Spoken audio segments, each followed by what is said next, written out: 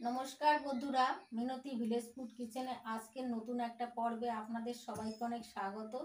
আজকে আমি দুধের নাড়ু বানিয়ে আপনাদের সঙ্গে শেয়ার করব। দুধের নাড়ু আপনাদের যদি খাওয়া না হয়ে থাকে এইভাবে একবার বানিয়ে খেয়ে দেখুন, দারুণ লাগবে খেতে। এই দুধের নাড়ুর স্বাদ একবার খেলে ভুলতে পারবেন না, এতটাই ভালো লাগে খেতে।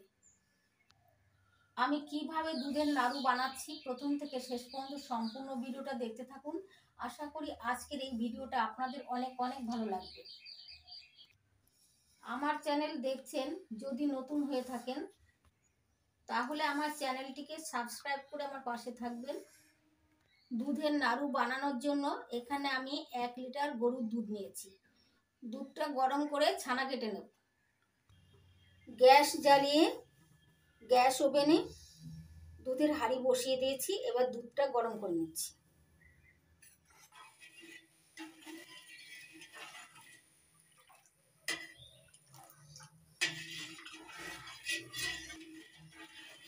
ছানা কাটানোর জন্য দুধ না ফোটালেও চলবে, দুধটা ভালো করে গরম করে নিতে হবে।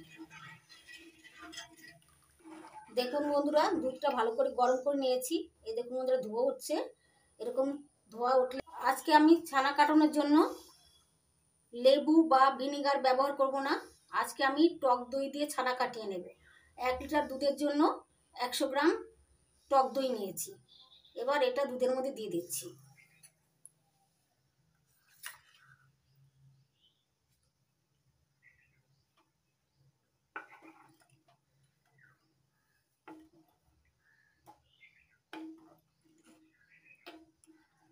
দেখুন বন্ধুরা, ছানা কেটে যাচ্ছে। এই যে আস্তে আস্তে ছানা কেটে যাচ্ছে টক দই দেওয়ার পর।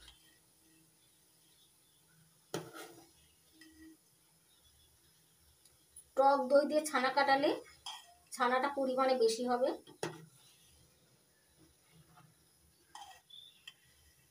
টক দই দিয়ে ছানা কাটালে ছানা কাটানো তাড়াতাড়ি হয়ে যায়। দেখুন বন্ধুরা, কত সুন্দর ছানা কেটেছে। এবার আমি বেশিক্ষণ জ্বালাবো না, বেশিক্ষণ জ্বালালে ছানাটা শক্ত হয়ে যাবে। গ্যাস অফ করে দেবো। গ্যাস অফ করে দিয়ে ছানাটা ছেঁকে নেব।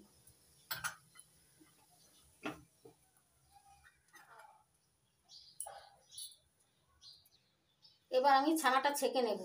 তার জন্য একটা গামলা নিয়েছি, গামলার উপর একটা ছাঁকনি নিয়েছি বড়, ওই ছাঁকনির মধ্যে ঢেলে দিচ্ছি।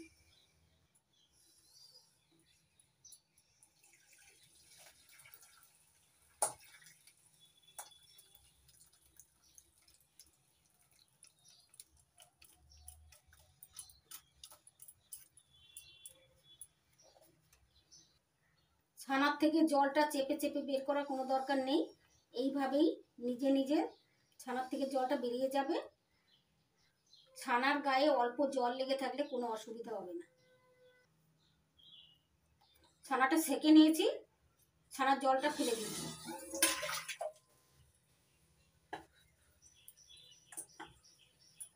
ছানাটা ঠান্ডা হয়ে গেছে। আমি কড়ার মধ্যে নাড়ুটা বানাবো, তার জন্য সরাসরি কড়ার মধ্যে ছানাটা নিয়ে নিচ্ছি। এবার ছানাটা মেখে নেব। এই দেখুন বন্ধুরা, ছানার ভিতরে এই যে বড় বড় দলা আছে, এগুলো ভেঙে নিতে হবে।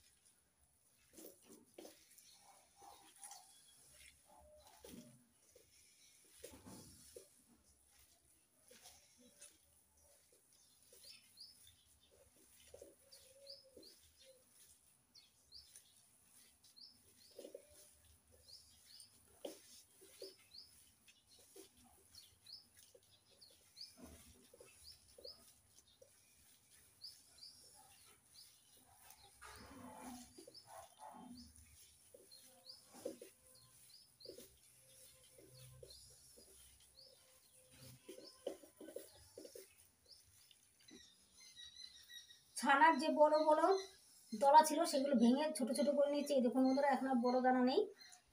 এবার আমি দিয়ে দিচ্ছি 1/2 কাপ চিনি। দিয়ে দিচ্ছি হাফ কাপ গুঁড়ো দুধ।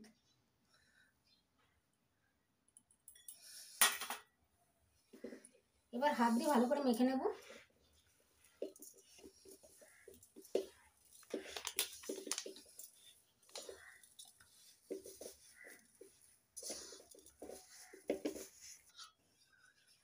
এবার 3টে এলাচির বীজ গুঁড়ো করে নিয়েছি, সেই গুঁড়োটা দিয়ে দিচ্ছি। সবকিছু একসঙ্গে ভালো করে মেখে নেব।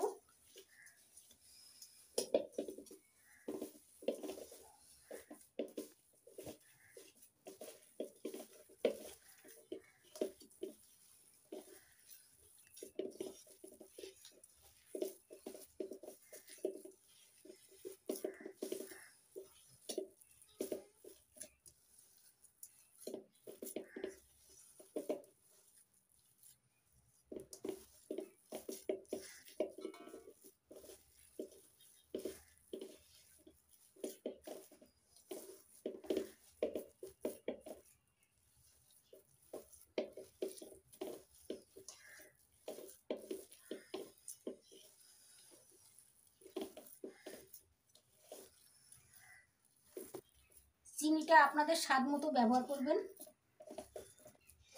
ভালো করে মেখে নিয়েছি।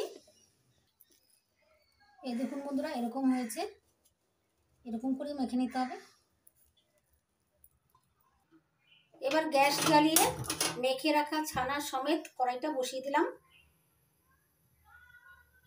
এবার ভালো করে পাক দিয়ে নেব।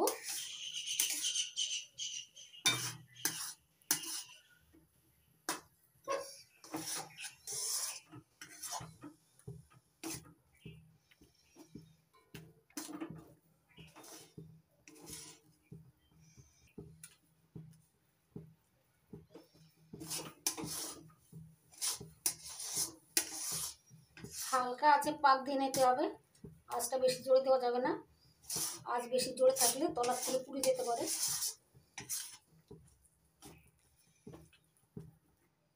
অনবরত নাড়াচাড়া করে পাক দিয়ে নিতে হবে। এবার দিয়ে দিচ্ছি 2 চামচ ঘি।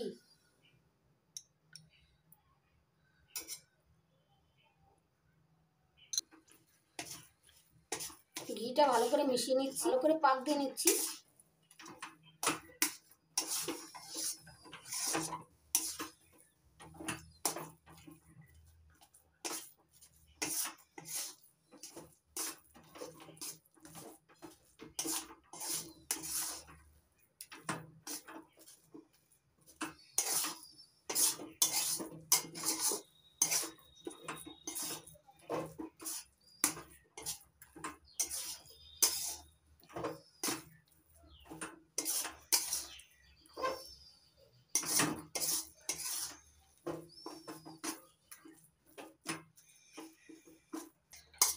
দেখুন বন্ধুরা, পাক হয়ে গেছে, কড়া থেকে উঠে উঠে আসছে। এবার নামিয়ে একটু ঠান্ডা করে তারপরে নাড়ুগুলো তৈরি করে নেব। এবার একটা থালায় নামিয়ে নিচ্ছি। এবার হাতে একটু ঘি লাগিয়ে নিয়েছি। এখন নাড়ুগুলো তৈরি করে নেব।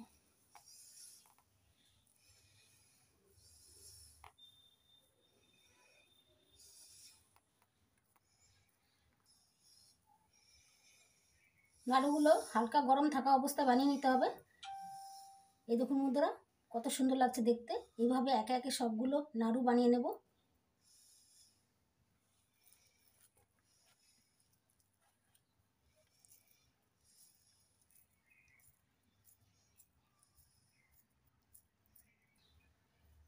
এইভাবে বাকি নাড়ুগুলোও বানিয়ে নিচ্ছি। দুধের নাড়ু বানিয়ে প্লেটে সাজিয়ে নিয়েছি। দেখুন বন্ধুরা, কত সুন্দর লাগছে, খেতেও ভীষণ ভালো লাগে। একটা ভেঙে দেখাচ্ছি, দেখুন বন্ধুরা কত সুন্দর হয়েছে। এই দেখুন কত সুন্দর হয়েছে দেখতে, খেতেও ভীষণ ভালো লাগে। আশা করি আজকের দুধের নাড়ুর রেসিপিটা আপনাদের অনেক ভালো লেগেছে। যদি ভালো লেগে থাকে তাহলে আপনারা একবার এইভাবে বাড়িতে বানাবেন আর খেয়ে কমেন্ট করে আমাকে অবশ্যই জানাবেন আপনাদের কেমন লাগলো। ভালো লেগে থাকলে লাইক করবেন, কমেন্ট করবেন, বন্ধুদের সঙ্গে প্রচুর শেয়ার করবেন। আর আমার ছোট্ট চ্যানেলটিকে সাবস্ক্রাইব করে আমার সঙ্গে থাকবেন। আপনারা ভালো থাকবেন, সুস্থ থাকবেন। আজকের মতো এই পর্যন্ত। আবার আসবো নতুন কোনো ভিডিও নিয়ে।